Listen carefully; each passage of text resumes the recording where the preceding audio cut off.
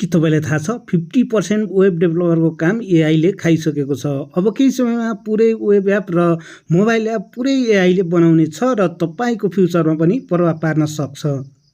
त्यसैले नेपाल इलेक्ट्रिकलले लिएर आएको छ फुल आइओटी कोर्स। आइओटी भन्ने बित्तिकै सबै सिपिपी र पाइथनमा हुन्छ भन्ने पनि छैन। वेब एप बिना आइओटी कहाँ चलाउने? त्यसैले आफ्नै डिजाइनमा सायद नेपालको पहिलो यस्तो सिएसएस फ्रेमवर्क लिएर आएको छु जसले वेबसाइट घन्टामा होइन मिनेटमै तयार गर्न सक्छ। किनकि आइओटी डेभको लागि डिजाइन बनाएर बस्ने टाइम पनि त हुँदैन।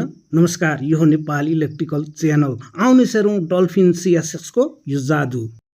ओके, अब हामी सिधै VS कोडको वर्क स्पेसमा छौँ र अब हामी बिट इन्स्टल गर्दैछौँ। बिटबाट हामीले रियाक्ट प्रोजेक्ट जेनेरेट गर्दैछौँ। आउनुहोस् हेरौँ, हाम्रो बिट युनिट भइरहेको छ र हामी जेएसमा टेस्ट गर्दैछौँ। डल्फिन टेस्ट भन्नाले पनि डल्फिन सिएसएसको प्रोजेक्टै बनाएर देखाउनेछु र हामीले जाभा स्क्रिप्ट सिलेक्ट गरिसकेका छौँ भने अब बिट इनिसियलाइज भइरहेको छ र हामी पहिला यसलाई रन गरेर हेर्छौँ र त्यसपछि बल्ल डल्फिन सिएसएस इन्स्टल गर्दैछौँ र हामी पहिला यसलाई डल्फिन सिएसएसको फोल्डरमा गइसकेका छौँ र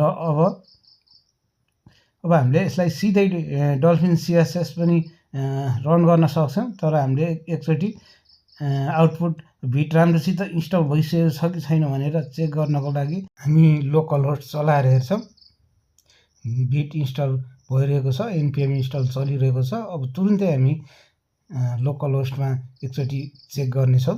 बिट इन्स्टल भइसकेको छ। अब npm रनडेप गरेर हामी लोकल होस्टमा जान्छौँ र लोकल होस्टमा हाम्रो साइट खुलिसकेको छ, जुन रियाक्टले दिएको वेब पेज चलिसकेको छ र अब हामी यहाँ भएको डिफल्ट आउने app.css र index.css लाई चाहिँ हामी पूर्ण रूपमा डिलिट गरिदिनेछौँ, किनभने हामीलाई यसो काम छैन।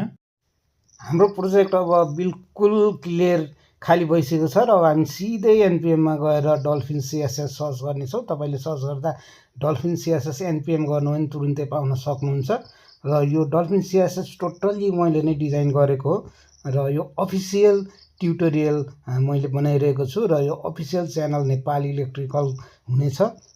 तपाईँहरूले आरामसित यसको DOC पढ्न सक्नुहुन्छ र अब हामी चाहिँ यसलाई इम्पोर्ट गर्न र इन्स्टल गर्नतिर लागौँ र इन्स्टल कसरी गर्ने भनेर npmमा स्पष्ट लेखिएको छ। तपाईँले त्यहाँबाट कपी गरेर सजिलै इन्स्टल गर्न सक्नुहुन्छ र यहाँ मेन कुरो याद गर्नुपर्ने के छ भने भिट प्लगइन पनि चाहिन्छ। यदि तपाईँ रियाक्टमा युज गर्दै हुनुहुन्छ भने भिट प्लगइनको जरुरत पर्छ र अरू नर्मल HTMLमा कसरी युज गर्ने त्यो पनि बताउँछु। यहाँ हामीले इम्पोर्ट गरिसकेका छौँ।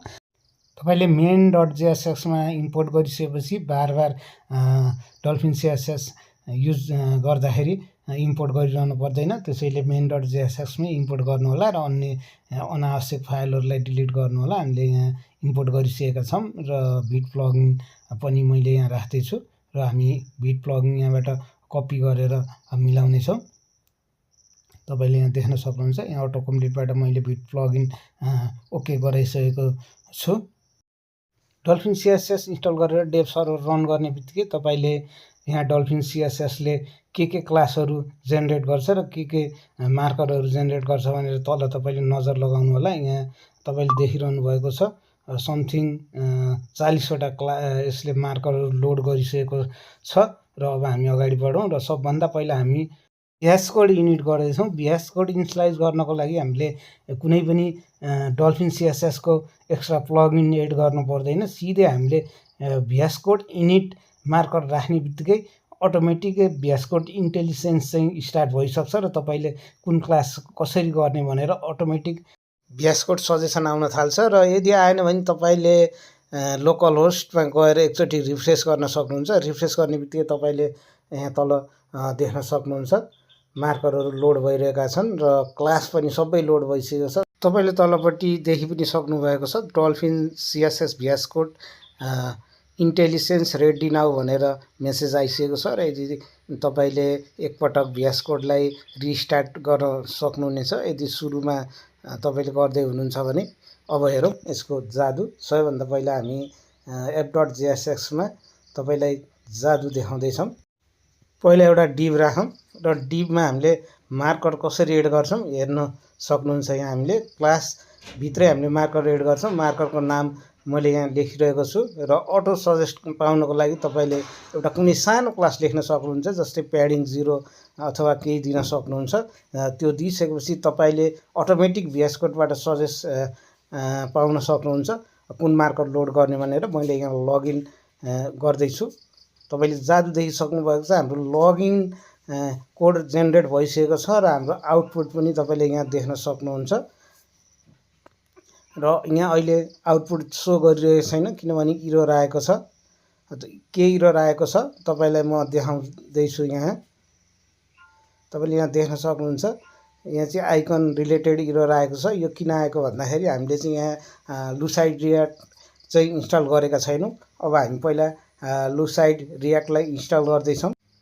ओके, हाम्रो आइकन चाहिँ अब यहाँ लुसाइडको अफिसियल वेबसाइटबाट इन्स्टल गर्नेछौँ र इन्स्टल भइसकेपछि हामी डेभ सर्भर ओपन गर्दैछौँ। र यहाँ तपाईँले देख्न सक्नुहुन्छ, मैले यहाँ कमान्ड टाइप गरिसकेको छु र हाम्रो इन्स्टल पनि अब भइसकेको छ। र अब हामी यहाँ इम्पोर्ट गर्छौँ र इम्पोर्ट गर्ने बित्तिकै हाम्रो चाहिँ तपाईँले आउटपुट देख्न अब सक्नुहुन्छ। तपाईँले देखिसक्नु भएको छ, यहाँ आउटपुट आइसकेको छ र एउटा सुन्दर लगइन फर्म चाहिँ तपाईँले क्रिएट गरिसक्नु भएको छ। एकै सेकेन्डमा तपाईँले फर्म क्रिएट गरिसक्नु भएको छ। तर त्यति राम्रो देखिएको छैन किनभने अब हामीले यसलाई चाहिँ सेन्टर गरेका छैनौँ र सेन्टर गर्नको लागि पनि तपाईँले सर्टकट क्लास डल्फिन CSS को युज गर्न सक्नुहुनेछ। अब अझ सुन्दर बनाउनको लागि अब हामी यसलाई केही क्लास दिउँ। सबै डल्फिन CSS को क्लास हो यो सबै। तपाईँले अन्य ठाउँमा यो क्लास पाउन सक्नुहुनेछ र यो नेपाली सिस्टमको जुन CSS रहेको छ र नेपालीमै तपाईँले पाउन सक्नुहुन्छ। यहाँ डाँफे ब्याकग्राउन्ड मैले राख्दैछु, डाँफे बिजी गरेर र त्यसपछि डब्लु फुल एज फुल गरेको छु। तपाईँले टेलविन CSS जान्नुभएको छ भने तपाईँले सबै गर्न सक्नुहुन्छ र तपाईँले यहाँ पछाडिपट्टि डाँफे ब्याकग्राउन्ड देखिसक्नु भएको छ र हाम्रो फर्म चाहिँ अझ राम्रो देखिएको छ। र अझै पनि यसलाई चाहिँ सेन्टरमा ल्याएर सुन्दर बनाउनको लागि फ्ल्याक्स कोल सेन्टर गर्ने बित्तिकै तपाईँले यहाँ सुन्दर लगइन फर्म देखिसक्नु भएको छ। अब तपाईँ यसमा जादुमाथि जादु तरिकाले चाहिँ यसको डिजाइन चेन्ज गर्न सक्नुहुन्छ। तपाईँले डल्फिन CSSमा नेस्टेड क्लास युज गर्न सक्नुहुन्छ, जति पनि क्लास एड गर्न सक्नुहुन्छ। र हामी कार्डमा गएर एउटा FX क्लास एड गर्दैछौँ। तपाईँले FX अन्तर्गत तपाईँले धेरै क्लासहरू देख्न सक्नुहुन्छ। यहाँ मैले आक्वा युज गरेको छु। आक्वा एकदम सुन्दर देखिएको छ। यसै गरी तपाईँले विभिन्न किसिमका FX क्लास चलाउन सक्नुहुन्छ। यो क्रिस्टल खासै चेन्ज आएको छैन। अब क्रिस्टल पछि हामी युज गर्दैछौँ साइबर पनि एकदम खतरा देखिएको छ। तपाईँले एकदम डार्कमा देखिरहनु भएको छ। त्यसै गरी अर्को युज गर्छौँ हामी फ्लट पनि त्यति इफेक्टिभ देखिएन यसको लागि। अब हामी युज गर्छौँ ग्लास पनि खासै चेन्ज हुन्न किनभने ग्लासमा ग्लास भएकोले त्यति राम्रो देखिँदैन। तपाईँले आफूलाई मन परेको चुज गर्न सक्नुहुन्छ। विभिन्न युनिक तपाईँले डिजाइनहरू एड गर्न सक्नुहुन्छ। एउटै FX क्लासले तपाईँको डिजाइनलाई एकदमै युनिक बनाउनेछ। यसै गरी तपाईँले पनि आफ्नो VS कोडमा गएर अटो सजेसन आउनेछ र त्यो अनुसार तपाईँले चाहिँ छानिकन आफ्नो डिजाइन चेन्ज गर्न सक्नुहुन्छ। तपाईँले लगइन फर्म मैले इक्जाम्पलको लागि मात्रै बताएँ। तपाईँले जुनसुकै कम्पोनेन्टमा पनि यसरी क्लासहरू एप्लाई गरेर सुन्दर बनाउन सक्नुहुन्छ र अरूको भन्दा तपाईँको वेबसाइट एकदमै युनिक रहनेछ। यस किसिमले तपाईँ विभिन्न किसिमका डिजाइनहरू एप्लाई गर्दै चेक गर्दै योसित खेल्दै जानुहोला। मैले यहाँ रेनबो युज गरेको छु। एकदमै सुन्दर देखिएको छ। रेनबो इफेक्ट लगाउँदाखेरि हाम्रो लगइन फर्म र यो चेन्ज भइरहेको छ। प्रति सेकेन्ड लगातार चेन्ज भएको छ र हाम्रो कम्पोनेन्ट नभएर पनि ब्याकग्राउन्ड पनि हाम्रो नेपाली ब्याकग्राउन्डहरू टन्नै रहेका छन्। जस्तै चितवन, लालीगुराँस, माछापुच्छ्रे लगायतका विभिन्न तपाईँले क्लासहरू यहाँ देख्न सक्नुहुन्छ। तपाईँले यहाँ लालीगुराँस देखिसक्नुभयो तर त्यसमा खासै म्याच देखिएन, रातोमा रातो। त्यसै गरी अब हामीले चितवन हालेर हेरौँ अथवा कुनै हालौँ एउटा तपाईँले VS कोडमा पुरै सजेसन पाउन सक्नुहुनेछ र तपाईँले एप्लाई गर्न सक्नुहुनेछ। यस किसिमले तपाईँले डल्फिन CSS एकदमै नेपाली पाराको र बिल्कुलै नेपाली डिजाइनमा तपाईँले पाउन सक्नुहुनेछ। अब म यहाँ अर्को कम्पोनेन्ट जेनेरेट गर्न जाँदैछु।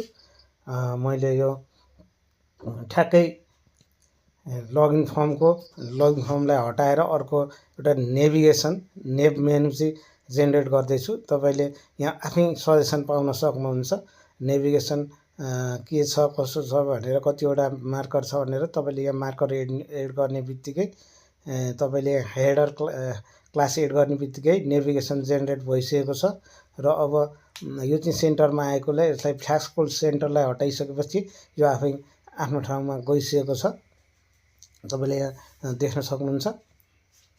त्यसै गरी अब हामी एउटा थिम पनि एड गर्छौँ। तपाईँले डल्फिन CSSमा अटोमेटिक थिम पाउन सक्नुहुनेछ र अटो चेन्ज पनि छ, तपाईँको मिडिया अनुसार आफै चेन्ज पनि हुन्छ। र यहाँ मैले थिम बार भनेर मार्कर हालिसकेको छु र थिम बार मार्कर यहाँ गल्ती भएको छ, म सही किसिमले लेख्दैछु। थिम बार अटोमेटिक यहाँ कोड जेनेरेट भइसकेको छ थिमको लागि र तपाईँले यहाँबाट थिम चेन्ज गर्न सक्नुहुन्छ सजिलै, लाइट डार्क।